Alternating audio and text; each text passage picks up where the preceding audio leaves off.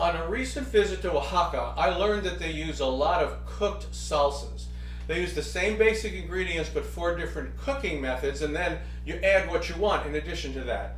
So the basic ingredients, I've got 2 plum tomatoes, I have a habanero pepper, 2 cloves of garlic, and about 1/8 of an onion. This is all going to go into a pot of water, which I will then bring up to a boil, and it's done when everything is all the way cooked through. Now I also have here a lime. The lime is one of those additions I'm going to do later.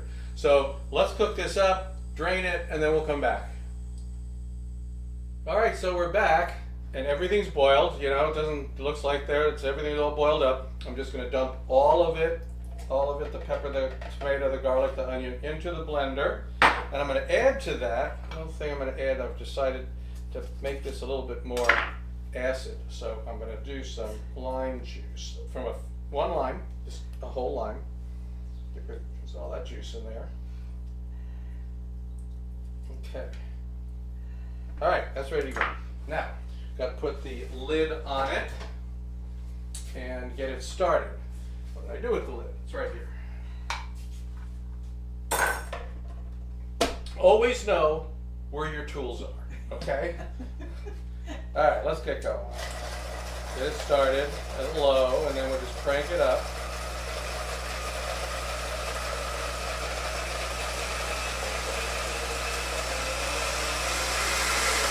That'll do it. All right. Okay, so that's that. I'm going to put it in this bowl. Move it over to the bowl. Here we go. A little salt. A little bit of salt.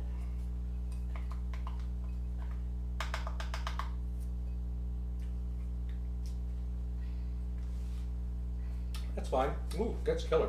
Okay. That's a little bit more salt. And then just to add a little bit of something to this, I'm pulling out the smoking gun and stick it. If you do a smoking gun in liquid, you should actually put it right into the liquid. Okay. So let's get this thing fired up. So what kind of chips are you smoking with? These are mesquite chips, and my gun is misfiring. All right, we'll have to come back when this is working.